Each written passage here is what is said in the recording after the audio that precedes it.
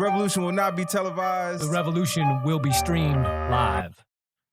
All right, what's up? It is another episode of Critical and Thinking with myself, Ty Barnett, and I'm Ian Harris, and we have we got another guest today. Man, we have. I gotta say, this is our 10th episode we're recording here, and we've had some pretty damn good guests. Do we get what's the anniversary of 10 episodes? Paper? Is it paper? Yeah, Lint. I think it's the Lint. It's the Lint anniversary. Oh, then we're covered. We both have Lint exactly. covered. Look at my belly button.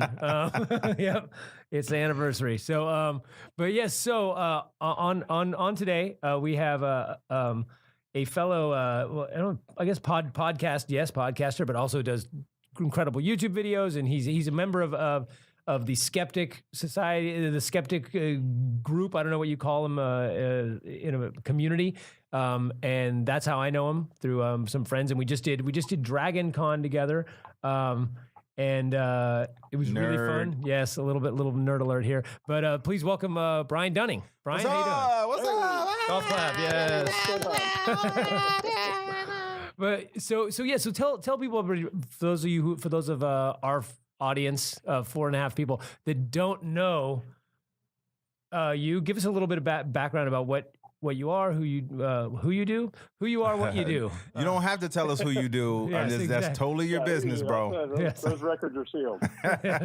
So my name is Brian Dunning. I am mostly known for my podcast, Skeptoid, which I've been doing weekly since 2006.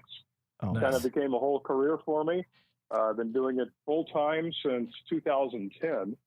Nice. And it kind of grew into a nonprofit. We provide free educational materials, documentary films, audio, video podcasts, YouTube videos, educational materials around the podcast, kind of all kinds of related stuff that all grew from starting as a podcast. It's been a wild ride, and it's been a lot of fun, and I'm just happy to be here.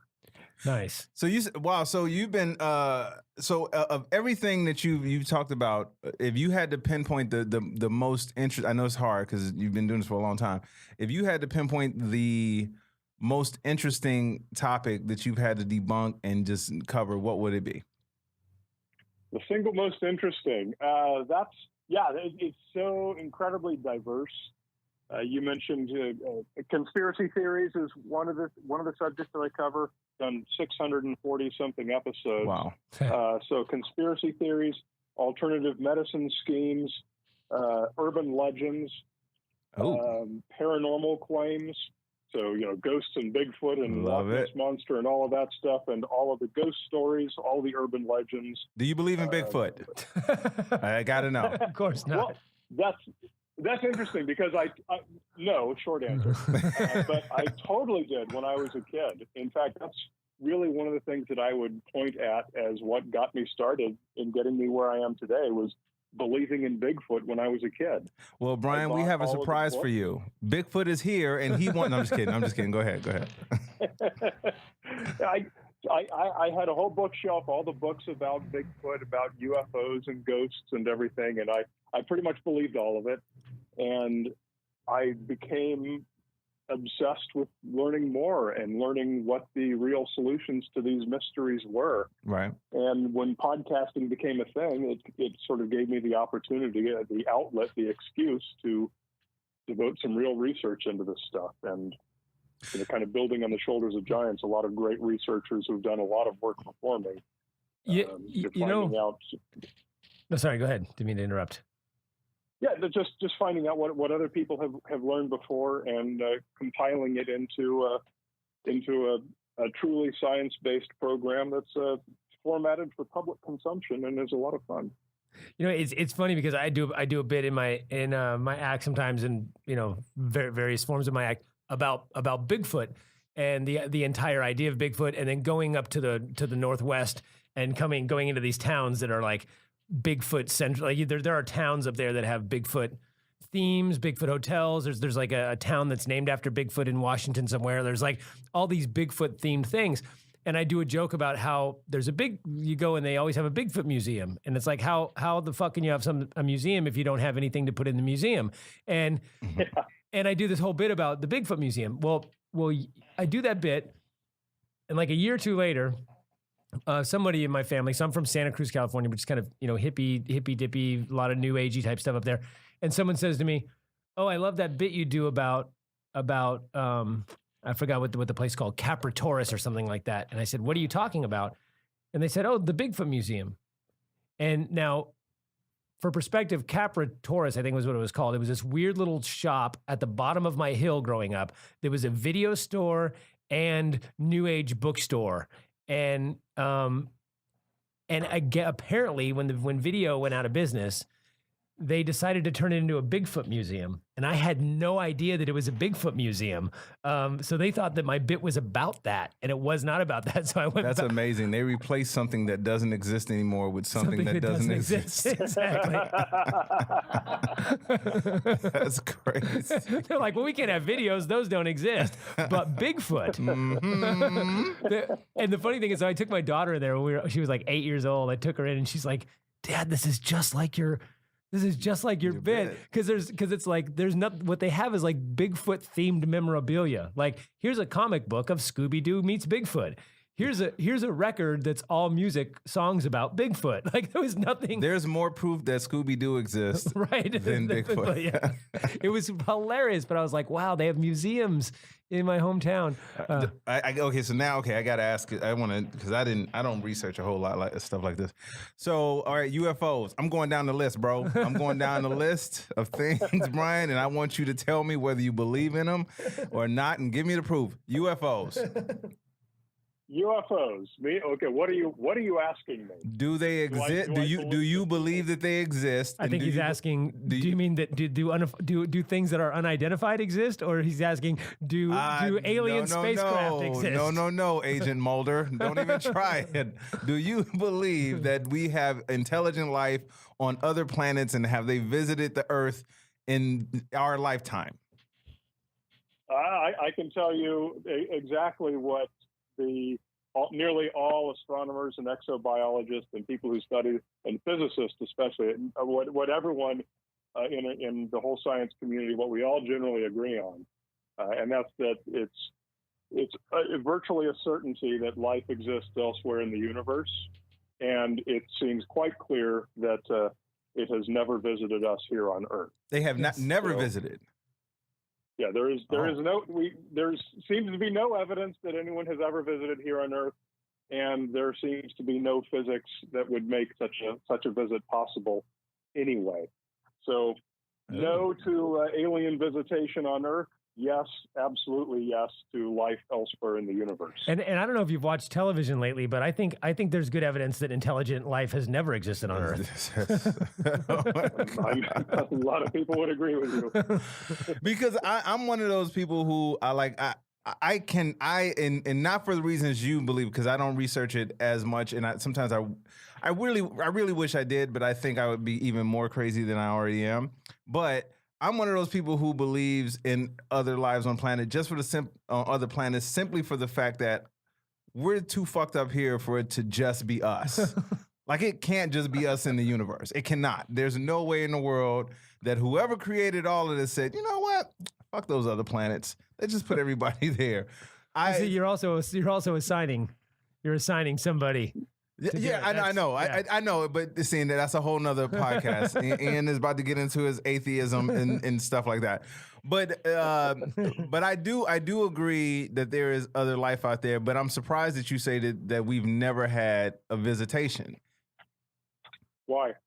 Because over time, like, you see certain things, and I feel like we've gone to other places. Like, we've gone to the moon. We've put rovers on Mars and stuff like that. I just think that if there's other life out there, I think someone's had to at least come by and just come by and just see what's on that blue planet right there. And they may have left quickly. Like, it's almost like going to a shitty trailer park or the worst neighborhood and like, I'm good. I'm not cool with my car being parked here. Like, I get that. I have a hard time believing like we've never had, in 2018, we've never had any visitation. Why would you think that they've never come here? Well, how would they? So imagine this. Imagine the universe or the galaxy anyway, the Milky Way galaxy, being represented by a Christmas tree and lights all over that Christmas tree representing stars that have intelligent life living on them. And those lights on that tree blink on and off. You know, they'll blink on for a second or two and turn back off, kind of all over the Christmas tree constantly. Right. And it's really, really rare that you're going to have two lights exactly right, so close to each other on the tree, being on at the same time. So when you're talking about the time that an intelligent civilization is likely to exist, given how long the lifespan of a planet is and the solar system and everything, it's just really improbable that you're going to have life existing on two worlds that are very close by, that are so close that you could actually travel between them within the span of several centuries. You know, we wouldn't be able to travel to any of our neighboring stars, even the ones that, especially the ones that seem to have exoplanets surrounding it, within a period of several centuries. We just couldn't do it. However, what we do is we send radio signals there. And what they would do is they would send radio signals here. And because that's so much easier, you can travel at the speed of light with your radio signal, which you can never hope to do with a spacecraft. Right. And even still, if we did go the further step of sending someone there, we would send a robotic craft because the energy budget for that is exponentially smaller. You don't have to worry about food, oxygen, water, life support, all of that stuff. You can just send a little robotic craft. Okay. So now with all of this information indicating that a radio signal is the best way to contact another civilization, you look at, okay, what are the universal constants that intelligent life is going to understand? And you can see that in the whole, well, I could get really deep into this, but basically there are several obvious ways that you would do it based on universal constants, radio frequencies that are likely to go through atmospheres, to be detectable at long distances, and to be the ones where people are going to be listening. We've been listening to those. We've never heard anything on those yet. Okay. So one day in the future. That I get. That's a great indication that there's nobody out there talking. That I totally understand that, because if we haven't heard any, because like I know we put sonar in the ocean to hear whales, right? You know, and you can hear the whale, you know, talking back. So that right there was actually a very good explanation of why, because we haven't heard anything about it. Like, there's no alien that's come back and be like, who's this? new spacecraft. Who's this? Right. Well, Who this? The other thing too is that, you know, part of the thing that I think also that Brian's saying too is that it's also possible that, I mean, how long have we lived on? How long as our type of, you know, Homo sapiens? Anybody who is even remotely able to possibly travel through space lived on this planet. Right. It's been a couple of hundred. I mean, it's been thousands of years, but with capability of doing any sort of space travel, it's been not even 100 years. So, you know, and the planet will eventually die and go away. So, over 13.8 billion years that our universe has existed, there may have been civilizations that already came and went before we even had life on this planet. So even if they were able to travel, our planet might not have even existed at the time, or life on this planet might not have existed at this time. So the fact that even if they could and would travel, where there's probably so many that have existed at different times or haven't fully formed in where they're at yet. I mean, there's so many different options that just even having the concept of somebody visiting here to me is a little silly. But also, even if they did do a drive-by, we don't have any evidence that that's happened. You know, I think that's the main thing. So you don't think that spacecraft landed in Roswell? No. No, I've actually had an email argument with the guy that wrote. I mean, that's a mythology, and it was created by an author. As with most of these stories, and it only later, you know, when it finally got reported in the National Enquirer and everything, and then re-reported and, you know, made into TV movies, you know, did it become generally known, and people started to believe it and assumed that it was based on some kind of fact, and it never was. Because we have that alien right here, right now. I'm just kidding. That's gonna be the running thing. Yeah, that's actually one of the most going back to your original question. In fact, what is the most interesting thing that I've looked into? It's exactly that phenomenon where you've got these pop culture beliefs, these whole things that are phenomena in popular culture that people all over the world believe, and going back and finding what the original source was. And more often than not, it turns out to be just some fiction author who just made crap up. And that's a really, really cool discovery. And then when you watch the progress of that urban legend and how it became a thing that people believe, to me, that's really cool and that's really interesting. You know, I saw a documentary about I've seen many about Roswell, but I saw one, and it was a documentary. It might have been even an episode of Is It Real, or one of those things that was around for a while. But it was a science-based, skepticism-based documentary about Roswell, trying to kind of actually get the real facts. And one of the things they noted too, aside from what you just said, was that there were several events happening during that time where they were obviously testing weapons and testing aircraft and doing different things. They were testing a lot of high altitude balloons and they were testing like high altitude parachutes and different things like that. And it was over like 10 years or more period around that area. So there were a lot of witnesses that saw weird things. And some of these weird things that people describe, they actually have footage of, of them dropping mannequins out with parachutes or whatever, and people saying, "Yeah, I saw these smooth-looking people all over the ground," or whatever the deal was. And I'm watching this going, all these weird experiences that people thought they saw from a distance, and they always lumped them into this one event. And the documentary was like, well, this is like 10 different events over 12 years that people remember as one thing. And they lumped this all into, yeah, Roswell, I remember 1947. I remember seeing these things. Well, really what they saw was this one experiment that somebody did in 1943, and these other people saw a different experiment that was done in 1952, and these other people in 1955 saw a new stealth plane that we were working on, and they've lumped it all into, it was about 1947. And it all adds to this overall story. Exactly right. Except it was actually even a little bit simpler than that, because almost all those memories were from one guy. And it was based on a series of interviews with this one author who was, really kind of prompting this guy and drawing him out for everything this guy could remember from his career. And then it was this author, Stan Friedman, who kind of wrote the whole thing together and created the narrative based on essentially one man's recollections of exactly as you described, things that happened over a long, long period of time that were completely unrelated. See, that makes me think of L. Ron Hubbard. Seriously, Yes. I watched the Scientology Going Clear, and we had Travis on, and they were talking about how L. Ron Hubbard was a science fiction writer and turned this into this mega church type thing. So when you say that all of these things came from this one person's mind, it does make you think like, wow, like how much more stuff have we just been kind of following? How many breadcrumbs have we just been following that came from one person? So on that note, JFK, who killed him? I'm throwing them all out, bro. I'm getting them all out today. Oh, yeah. You know what? The JFK episode, that was one that people were requesting that I do for years.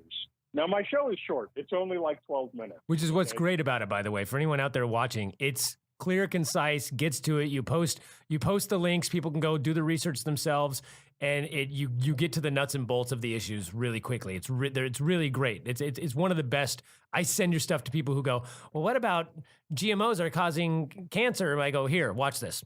Like it's just so easy. But anyway, go ahead. Well, thank you. I appreciate that. But and while that's a blessing for the listener, it's a curse for the author, because I've got to take a subject like JFK, where you've got hundreds and hundreds of competing conspiracy theories and literally over 100 triggermen who have been claimed by various conspiracy theorists to have been the true assassin.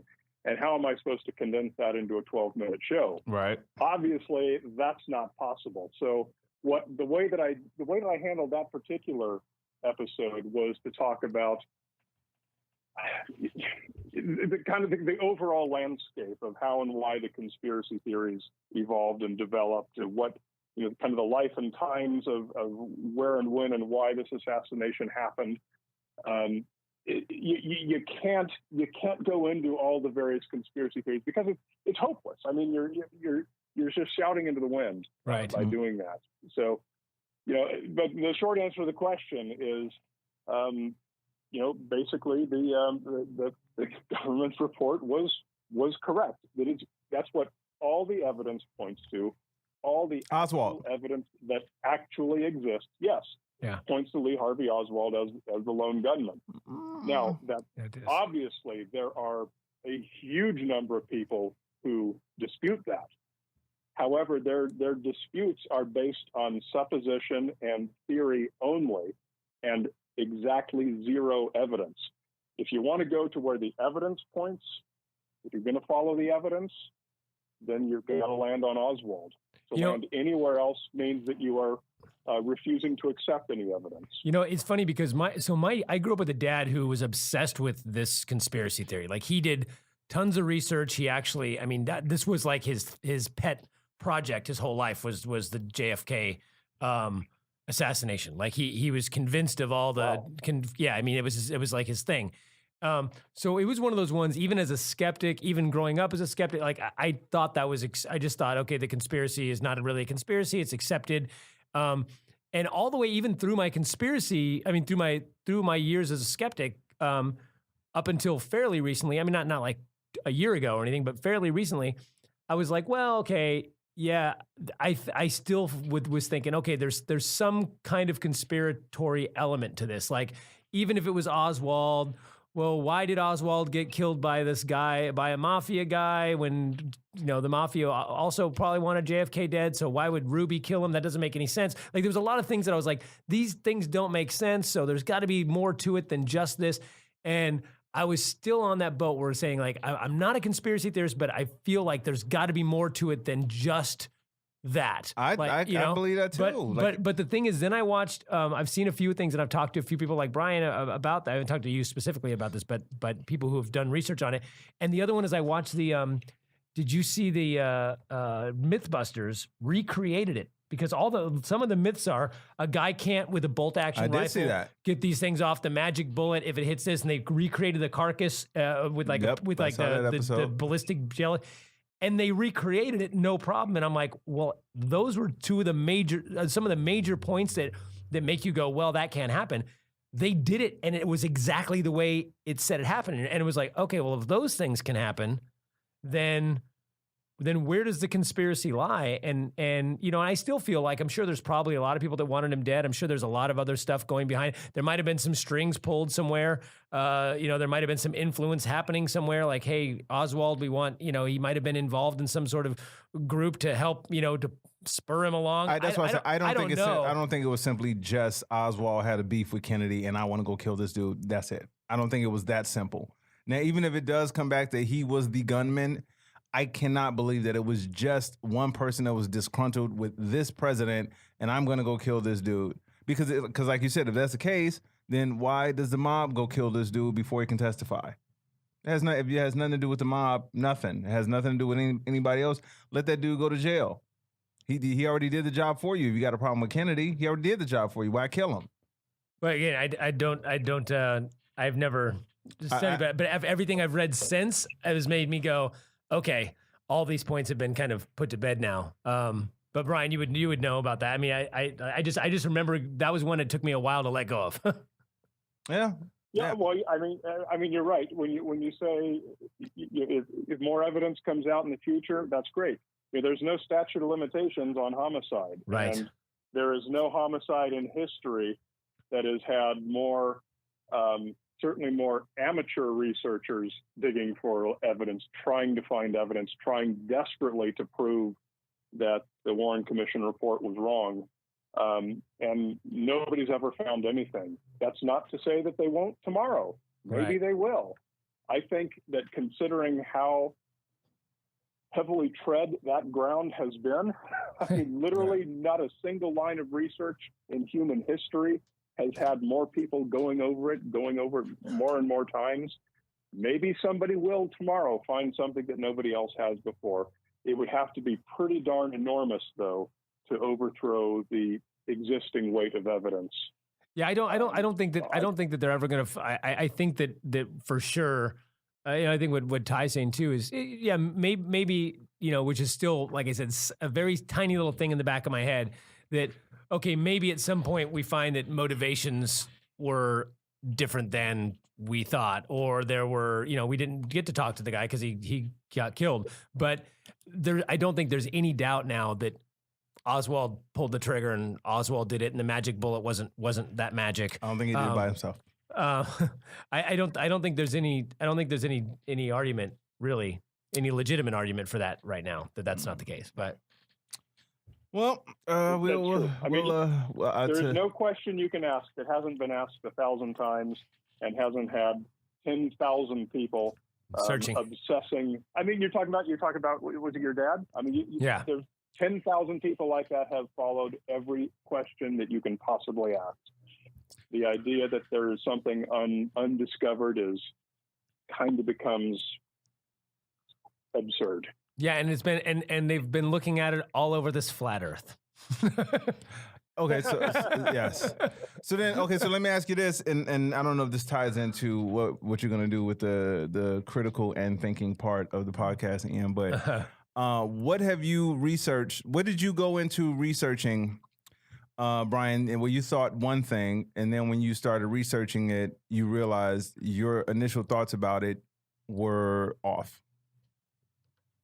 Yeah, so that's a great question. It's one of my favorite questions that people ask me, and it's so great that I'm actually going to take a second here and pull up my document of answers to that question. Nice. I hope you edit this podcast, or is this live? It's not live, but we can edit a little bit, but yeah, it's not.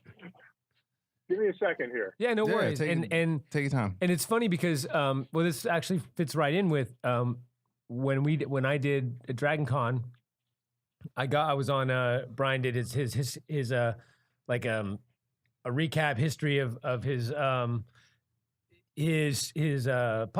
Skeptoid, and we did a little live talk and some Q&A, and we just were there to make some comments, me, Leanne Lord, and a couple other people. It was really fun, but that was one of the things that he brought up was how many times he's had to change his thought process, or go back and say, hey, there's new information, or hey, this was incorrect, but now here's the correct. And that's what skepticism is being open to the evidence and going where the evidence leads, not leading the evidence. And I think that's why I like the segment, critical and thinking. Like, what's making you think? Like, I find that's cool. Everyone should be thinking about something and changing their mind. But I think that's part of why we have the problem that we have now. Because even if you do present stuff to people that is factual, that is, and it just they don't want to believe it. They don't want to believe it just because it goes against their belief system. Like and we'll talk about this in a second. I mean, Ian and I have we've made a conscious effort to not talk strictly politics. But it's so hard. It's so fucking hard not to talk about. And I'm telling you, like, I've been sitting here, like, looking at the time, like, okay, well, it's a decent amount of time gone by. We haven't mentioned any politics. But then I'm like, fuck, how can you not talk about this with someone who debunks theories? How? So we'll get to that in a second. Believe me, we have time for that. But I honestly that's what I have more of a problem with now, because again, the thing you said about JFK, the thing you said about UFOs, all of this stuff, I can look at and go like, okay, well, you just gave me some information to go look at. So now I'm going to go back and look at what you just said, and then I'm going to make my own opinion or based off that research. What we have now is there are too many people out here because we're not talking Bigfoot theories with these motherfuckers. We're not talking Bigfoot. We're not talking UFOs with these people. We're talking about facts and numbers that people still are trying to say that's not true. And I'm like, these are numbers. You can actually go look up these numbers. So it has to be somewhat frustrating. I mean, I don't want to assume that. Is it frustrating for you, Brian, as a person who deals with research and deals with looking into stuff more so than what's on the surface? Is it frustrating for you to see where we are now as a society to where facts don't matter anymore? All that matters is whether you're yelling more or not. Absolutely. In fact, in a couple of weeks, I'm going in front of the county where I live, Deschutes County in Central Oregon. The Public Health Commission has a global warming subcommittee, Right. Oh. Wow. and they're having me come and give a presentation to them in a couple of weeks about a topic that I call the 2 simple proofs of global warming. These are 2 smoking guns that is pure numbers and observable measurements that anyone can take right now. It has nothing to do with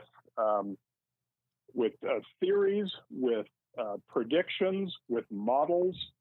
You take all of that out. Everything that is possibly debatable is completely taken out of the equation, and we just look at, here are these 2 absolutely irrefutable smoking guns. Mm-hmm. That is 2 + 2 = 4. You can't argue with these, and these are 2 things that prove humans are causing global warming.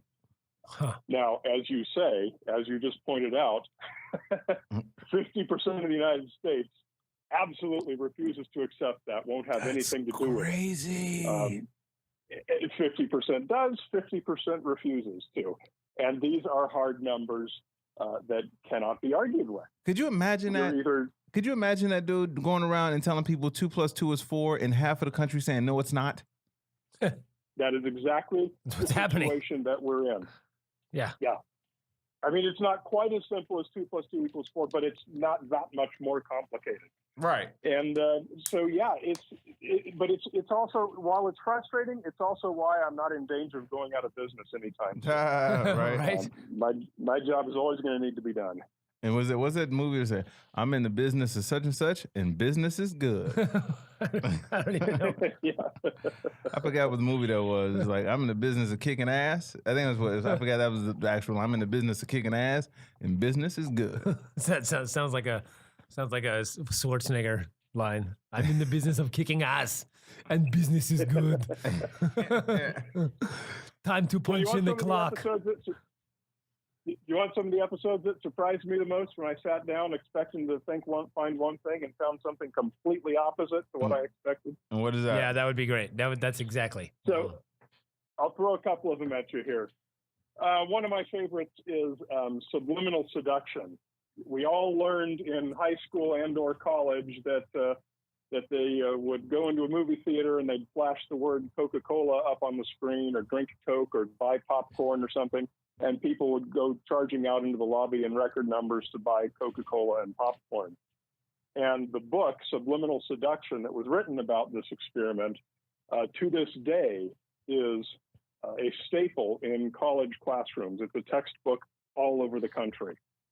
And when I sat down to do that episode to try and see what is actually known about this subliminal advertising, does it work or does it not work? And what I learned, to my total surprise, was that neither of the above are true. What's true is that it has never happened. Oh, wow. The original thing with flashing Coke up onto the screen was fabricated 100%. That experiment never took place. Wow. And as far as airbrushing naked ladies into the ice cubes in a whiskey glass, that has never happened either. The entire thing is made up by this one author. He invented the entire field out of fiction, and his book, nevertheless, remains a staple in college classrooms today. Wow. That was an example of something that totally blew my mind. That reminds me, that's kind of like the Halloween, the razor blade in the candy, or it's the same thing. It's never happened. We've heard that our entire lives. It's never actually happened. Is it the Pop Rocks? Is it Pop Rocks? Oh yeah, Pop Rocks and Coke will explode your stomach. Yeah. Yeah. Another one, just another example, similar. And this is one of the stories that I when I was a kid, that was in these books that I was reading with all of these great weird stories, was the Philadelphia experiment. How the U.S. Navy took this ship and they put some equipment on board and ran some experiment to make the ship invisible or make it teleport somewhere else. And when it rematerialized, some of the sailors were melted into the deck and all of this stuff. Oh my God. I was really fascinated by that story. And again, that's been books and movies, TV series. It's been done to death. and everyone believes that something happened, or at least that this was tried by the Navy. And people are saying, well, maybe they were just trying to make it invisible to radar, or maybe they were trying to make it, magnetically invisible to submarines or mines or something like that. Right. Again, the truth is what I least expected, that the entire thing was 100% fiction, and there was no experiment done with this ship or any other ship of any kind ever. See? Wow. Just this one nutty author. Actually, this guy wasn't even an author. This guy was literally a nut who lived in his parents' basement. Hilarious. Wow. Now, was he trying to write a fictional thing, or was he trying to create something that was non-fit? Like, was he someone who thought this was real, or was he doing a L. Ron Hubbard and writing something that he knew was fiction? Do you think? No, this guy was probably not. He probably had some mental handicap. He was probably not quite all there. He had a really strange habit of picking up every book in the house, phone book included, and just writing in the margins, just writing anything and everything, just the weirdest ramblings. And that's exactly what he did with this one particular. It was a book about UFOs, and he wrote this whole thing about the Philadelphia experiment as he imagined it in the margins of this book, and he mailed it to the U.S. Navy. And they just bought really it. Oh my based God. on doing that it finally got some attention. Otherwise, nobody would have ever even known that this guy existed. Is this guy our president now? By the way, did you see that? Yes. Did you see that video I posted yesterday on Facebook or whatever? There's a video of all the times that Trump thinks that the F-35 is literally invisible. No. Yeah. Oh God, it's hilarious. He keeps going, this plane is literally invisible. You cannot see it. If it's next to you, flying next to you, it's literally invisible. It's stealth. That's what stealth means, right? Stealth means it's literally unseeable to the eye. And it's like, and I have friends arguing with me online. They're like, well, it is invisible because you can't see it on radar. It's like, he says literally invisible. If it's next to undetectable and invisible are two different things. Right. Two different things. Undetectable and you cannot see it are two different things. Maybe this is Trump. Maybe this is Trump years later. He was right. He was down there going, they tried to make this the ship literally invisible. Oh my God. And they melted people. And because I mean, to use the Avengers as a reference, I can understand the technology of putting reflective mirrors up. I'm just saying, like, if I had to go by a theory, I could see if you had a plane in the air and you put reflective mirrors on the bottom and it just reflects back what you're seeing. Totally understand that. But when people, I don't get this, man. I don't understand why people are so comfortable just believing the shit without even looking into the shit. Well, why would they? I mean, well, I've told you some things that you probably believe, and you didn't look into them. Well, but here's the thing. But you've also said stuff but now I can do one of two things with the information you gave me. I can either believe exactly what you said and everything you said verbatim and go tell that to everybody else now, or I can research it myself and then draw my own conclusion. I don't have a problem with people telling people things. I don't have a problem with that at all. I have a problem with people telling people stuff and then that person believing exactly what was told to them without even questioning what was told to them in the first place, and then just believing what goes and then spreading that forward. Meaning that if I tell you honestly right now, Bigfoot is right now in the studio hanging out drinking lattes with a couple of aliens, and if that is the case, and someone says, no, seriously, Ian and Ty did a podcast, Brian, and they was on the line, and Bigfoot, and then as opposed to saying, well, let's see who else was at the podcast to double check. You know, that's my problem. So, and I think we're now, and this is why it's good to have you on and have somebody that is a critical thinker and someone that does go and actually do the research. That is why I'm having more of a problem with where we are today, which brings me to the next point, which is the idea of politics and tribalism and understanding that just because your team says something doesn't mean that it's actually true. So, like, I'll give you a prime example. Someone posted and they said, well, how good is the economy? Because the economy is so good that Obama is taking credit for Trump's economy. Now, let me tell you, if I did not care about my face, I would smash it into a fucking wall right now. That's how aggravating this is, because you can go and look up the numbers. You can look and see when Trump's financial year started, which was this past October. Am I right? Yeah, it's September. Yeah, September, October, right? Every financial expert, even some Republicans, have had to admit that Trump inherited a robust economy. That was the exact word, robust economy. So to come back to the thing of the looking at numbers, do you look at this as a person who just goes off what you see and what you research?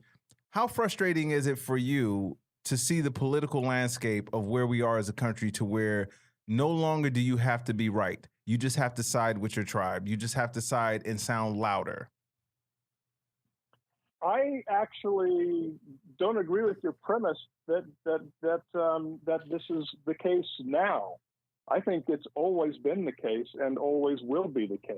Really? I do think that we're at kind of an extreme swing of the pendulum where the divide is wider than it usually is, and people are more passionate about it than they usually are. But I also think that these kind of divisions are just the norm. I think that. I was going to say, I think it's also exacerbated by administration. Well, I think it's also exacerbated by social media. We constantly are updated with everything that's going on. Every news source, real, fake, satirical, bullshit, real. Everybody's opinion constantly. Like we seeing this stuff every day. You know, if I'm on Facebook or Twitter, there's 5,000 people who are posting a meme or a story or a video or their opinion on something. And it's like, and then you get into an argument, and that happens every single day. All the time. But we didn't used to have that. So it seems worse because within our little world, we do faction off into these hardcore tribes, right, and we're arguing, and it's not face to face. So it's much easier to just go fuck yourself then. And it's so much easier to do that in the situation that we live in nowadays. So I think it seems a lot worse than it is. But I think Brian's right on some level that type of behavior has always existed. It just hasn't been in our face. I agree. I do agree with that. The mentality of believing your side has been around, but I have never seen it to where, like, this is what always trips me out. We have literally more information literally at our fingertips, and we're dumber. Like, this is bananas to me. Like, I've never seen it to where, like, I always say, like, I use the Western Union. Was it Western Union Express? Who's the back in the day when Pony Express, right. Express, right? Where you get the mail, and so, like, if I put something in a letter, and I say, well, Ian Harris eats broccoli, and I put it in a letter, all right, and I hand it to a dude. He rides to another town, which takes 2 or 3 days by horse. So in that 2 or 3 days, people can believe whatever. And only depending on when he goes and gets to the town, then the rumor could be whatever. But even when they get to the town, they're only going to give that information to the one person. We are at a time now where you literally can look stuff up right now. Right now, you can see if Ian Harris really eats broccoli. And we still, for some reason, don't want to look at that. And that is, to me, the more frustrating part. Because, again, you can have your beliefs. That's fine. But when the facts are there and you're just choosing not to look at them because it doesn't fit what you're thinking, that is the problem more so with me. And like you said, you may be right that we've always had this mentality. But the fact that we're blatantly ignorant is the scariest part. But I think because of that, to use your analogy, at the same time you have a guy sending another letter to the same place saying Ian Harris doesn't eat broccoli. Another guy sending a letter via Pony Express that says Ian Harris shoves broccoli up his ass. And you get all these things. That's what we get with it. We not only have all the information at our fingertips, we have all the disinformation and misinformation at our fingertips. So the hard part is weeding through what is real and what isn't real. And the biggest problem I see in society that we really need to deal with now is how to examine, which is what Brian does, which is what skepticism does, is how to examine beliefs, where to fact check, where to get your sources, what are good sources. And that's the scariest thing to me is I'll talk to people all the time and I'll say, here's NPR, the New York Times, here's the BBC, here's this independent newspaper, here's this video, here's this, all these things. And they'll be like, oh, you believe all those things?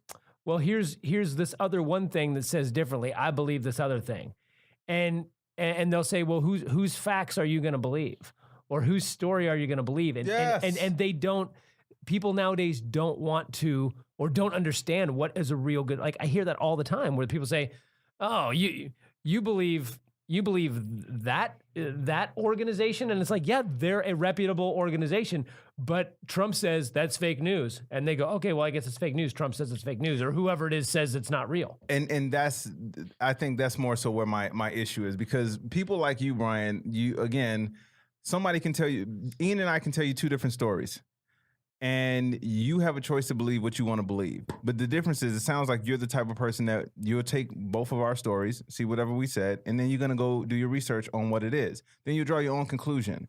So the cool thing about having you on is to know that people like you still exist, because I can tell you right now, I honestly have lost faith in humanity, to be honest with you. But the other thing is to see it from the other side, because I don't do the research on everything like that you do. Because I do research on the stuff that I talk about. Like I never post anything or engage in a conversation that I know nothing about. I'm not that, which that's the other thing that pisses me off. There's so many motherfuckers that talk and they don't know what the fuck they're talking about. But that's why I wanted to get your perspective on that. Is it something that you look at and do you look at the news and just say, are you serious? Are you fucking serious? I try to not look at the news. There you go. So, I mean, what you're talking about, I mean, I work the way I work because it's my job.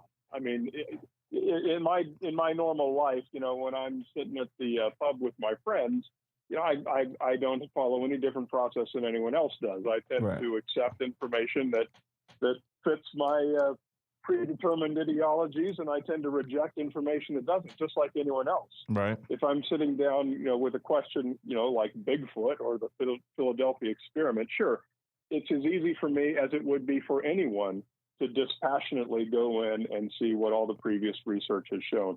It's not really a different way of being a person.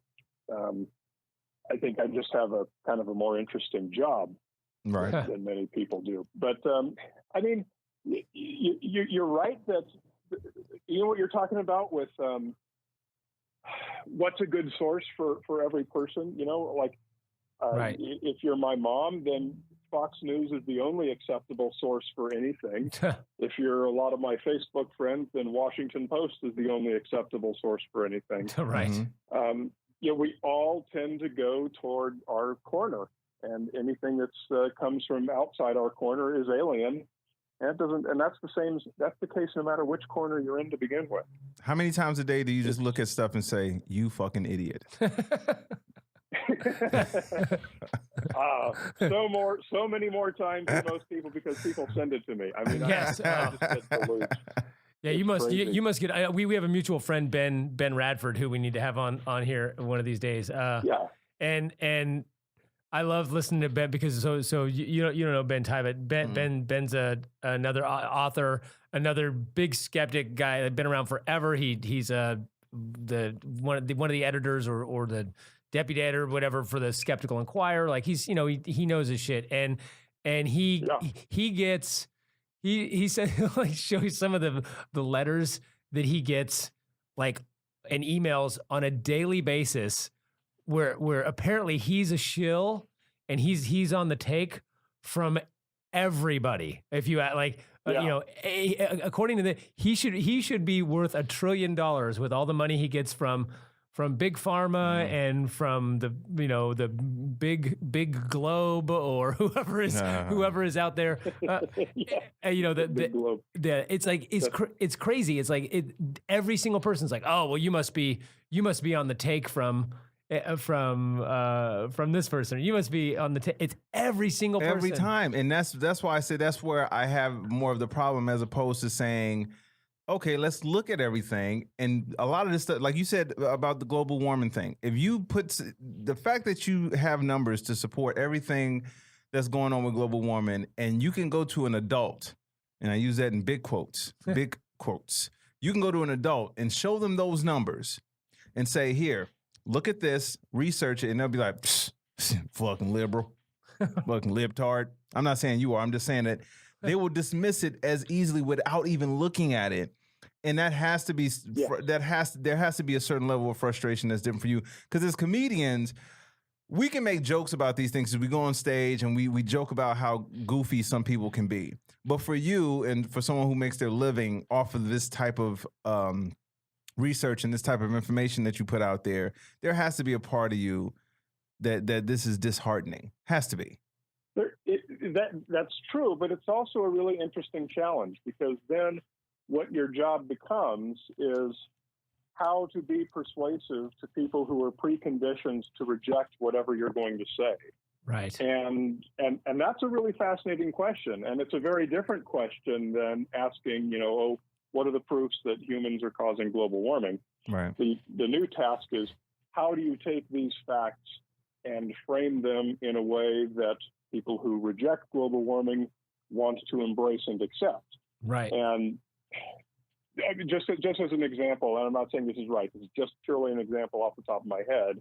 If you can say that patriotism is an ideology of the Republicans, then you can say, here's why it's patriotic to accept that humans are behind global warming, and you frame an argument on that basis. Right.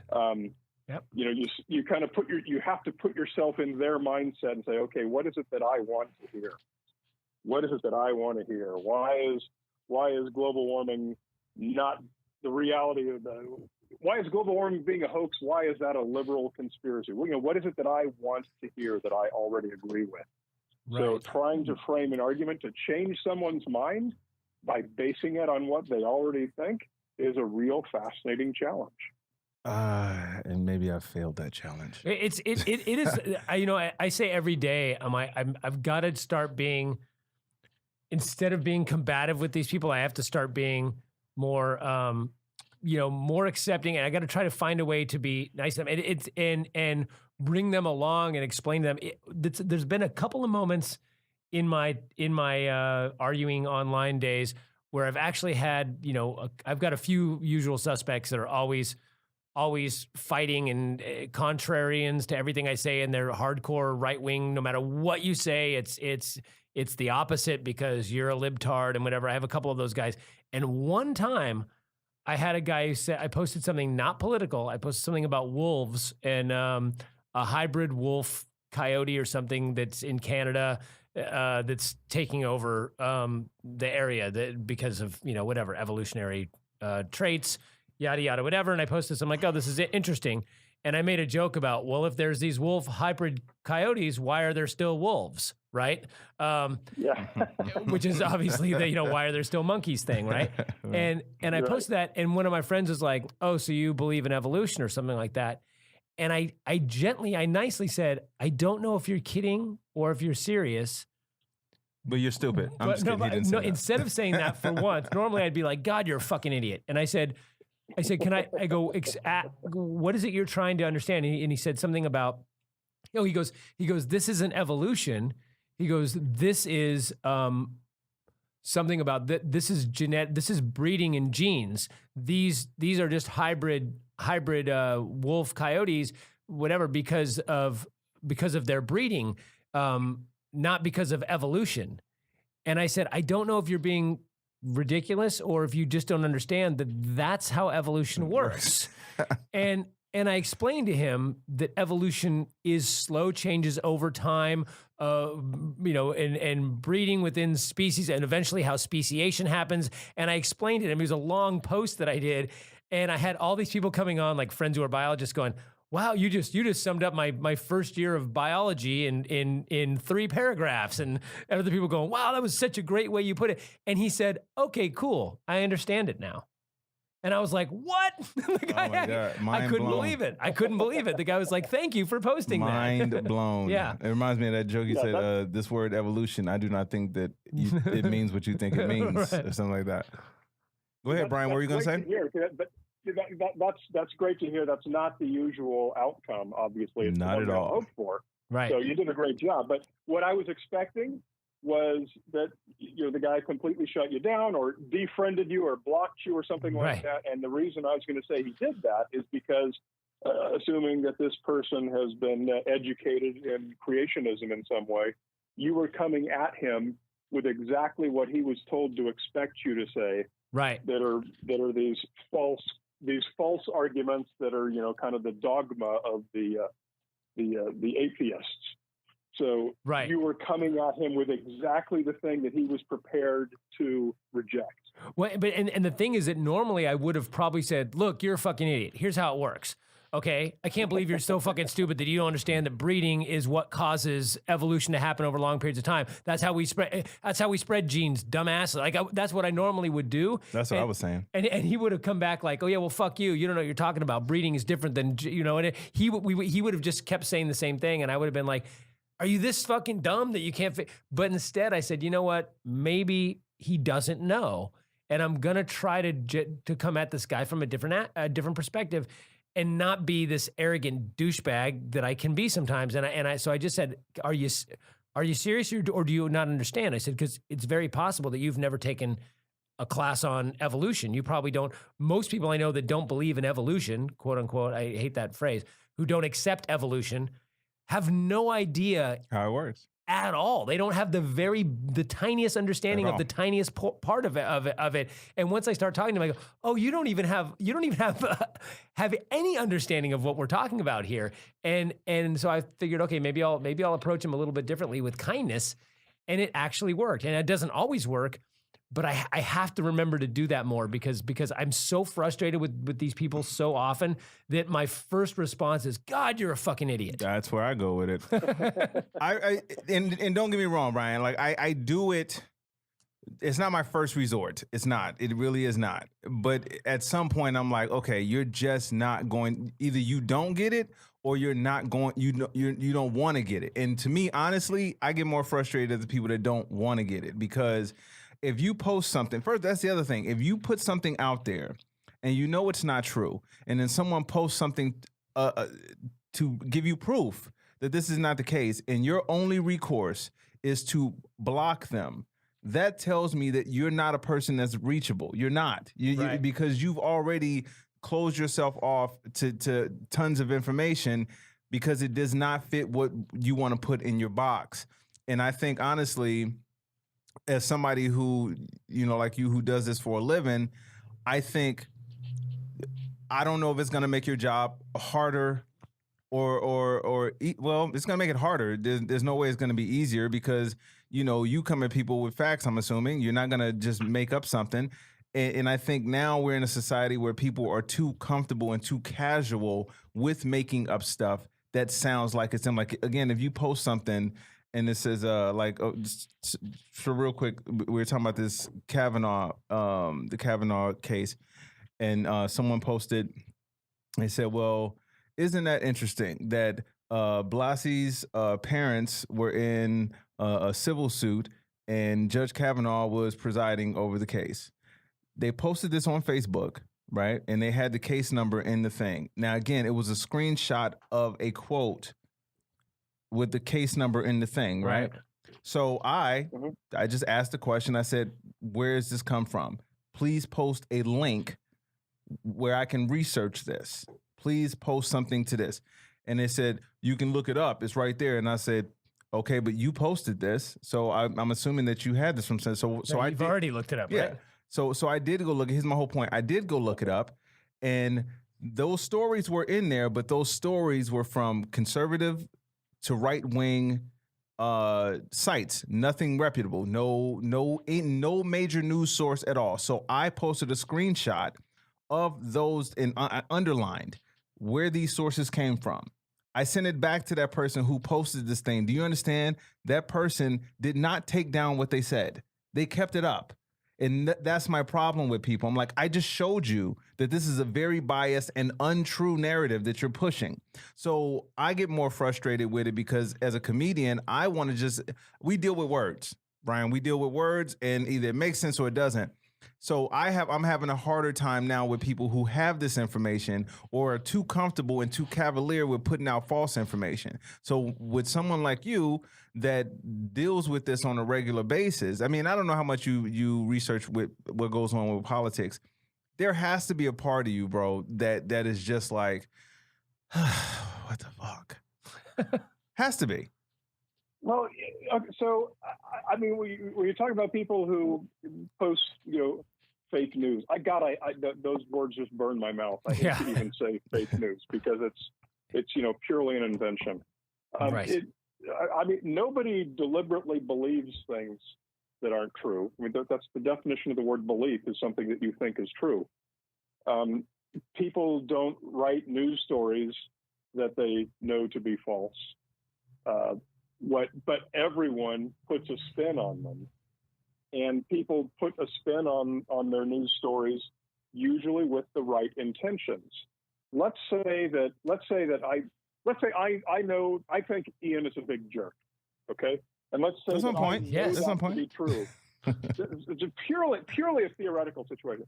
So let's say that I saw Ian kick a mailbox as he goes walking down the sidewalk, and I'm going to report that story in the news. I'm going to use language that says, Ian jerkily swaggered down the sidewalk, with a sneer on his face and kicked the mailbox. I'm going to make it sound as negative as possible. And I'm doing that because I believe in my heart that Ian truly is a big jerk, and I want everyone to get the correct idea. So I'm kind of subconsciously spinning the story toward my pre-existing belief. Now, I'm doing that with the best of intentions because I'm promoting a spin that I know in my heart to be true. Now, everyone does that. And when you have two different people from two different sides reporting the exact same story, these are going to be two very, very, very different stories. And it's really not true to say one of them was reported honestly and the other one wasn't. They were probably both reported honestly. They were just reported honestly from two very different starting points and two very different perspectives. Right. But it's when people say my tribe is always right and the other tribe is always evil and lying, that's really what's not true. Okay. That's something that people have to start to accept, is that it's not evil to be on the other side of the spectrum.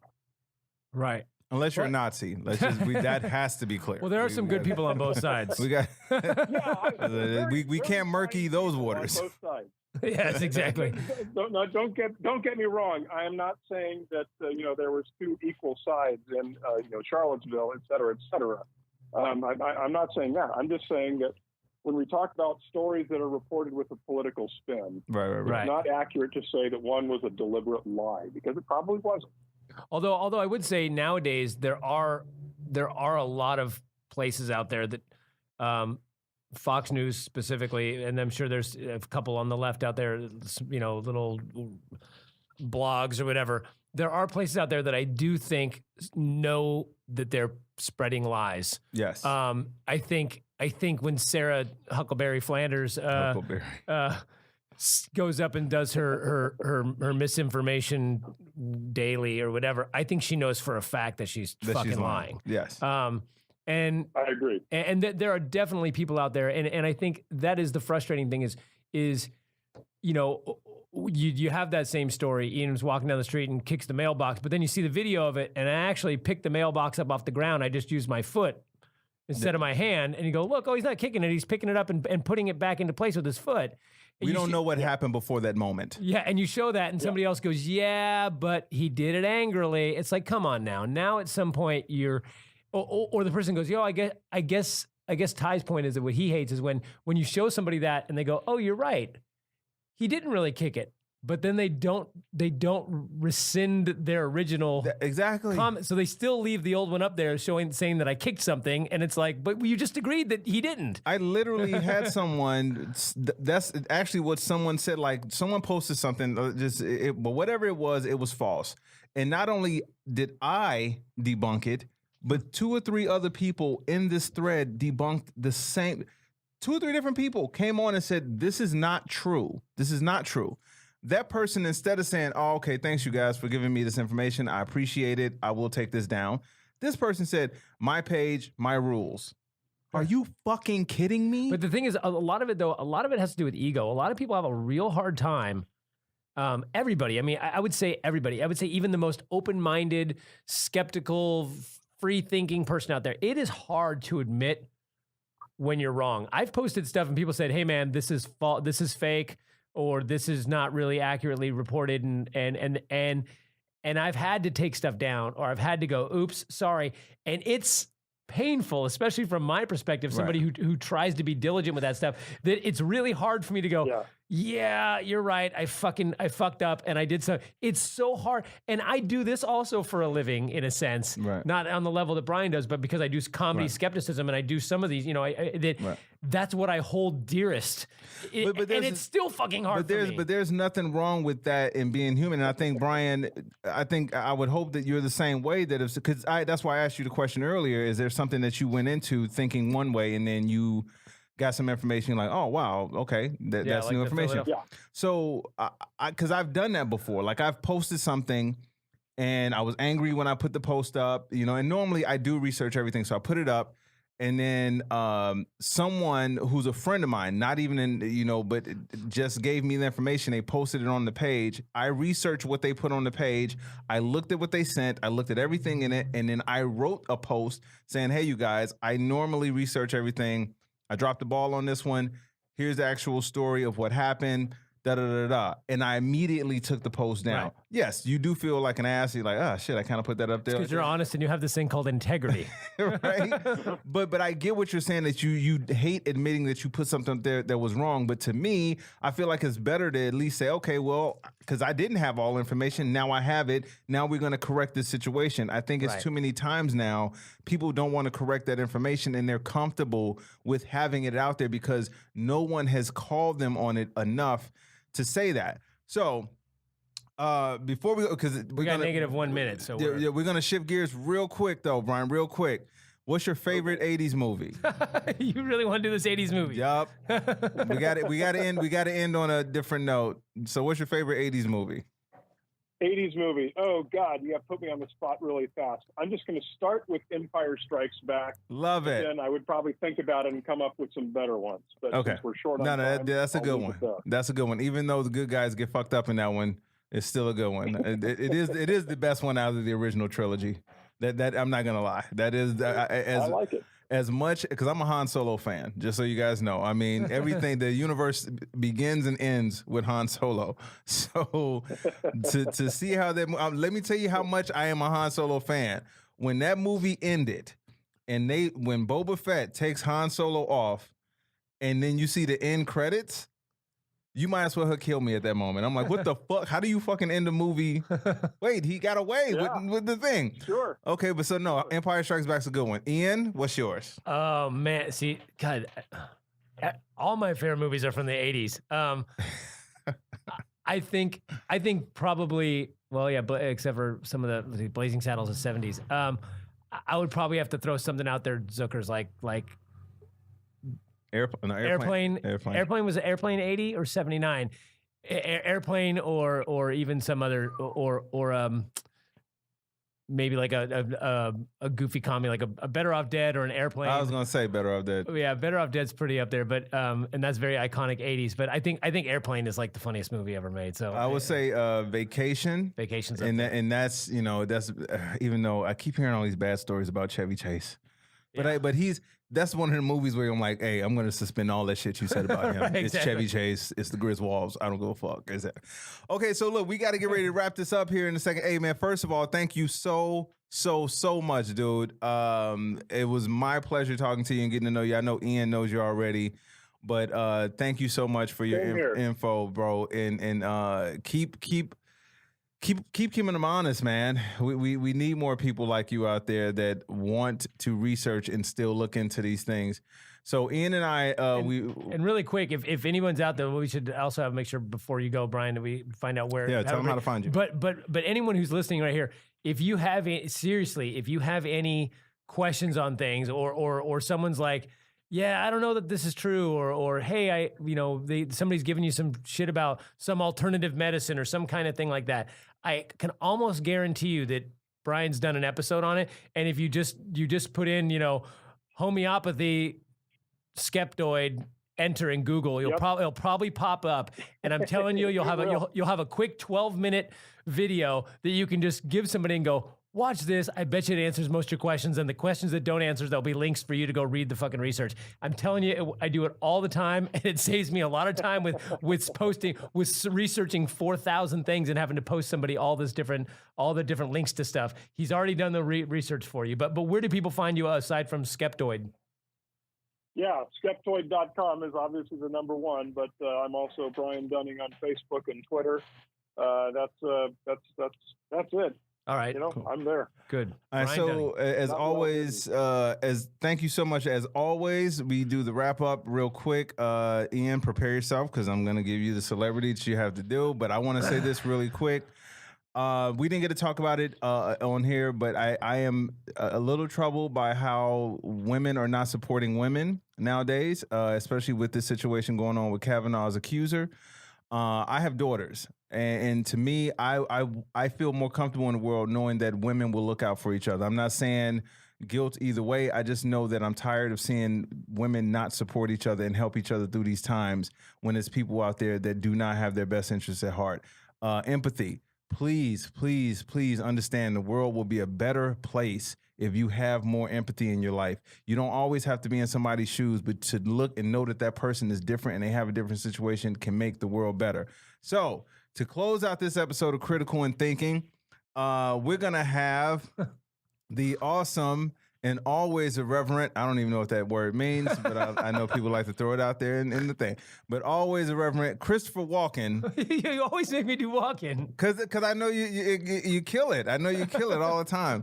Christopher Walken is going to take us out. He's going to explain the guest that we had, and he's going to tell you what to do.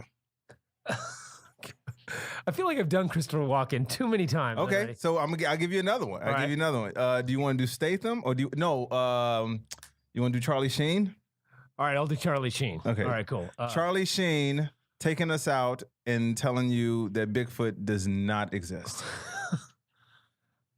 Hi, look, I know that you think that there's a Bigfoot out there, but look, guys, the only thing I can say to you is if you want big feet, ladies, I've got some pretty big feet, and the other thing is, look, I've been up for 65 fucking straight days right now. I got to tell you, Ty, I've seen Bigfoot and fucking aliens just in my fucking coffee this morning. And so, I don't know what's fucking real anymore. But go to, what the fuck is that place? Skeptoid.com. Jesus Christ. Fuck, anybody got any crack? Critical in Thinking with Ty Barnett and Ian Harris. We're out. Peace. Hey, Brian, thank you, man. That was awesome, bro.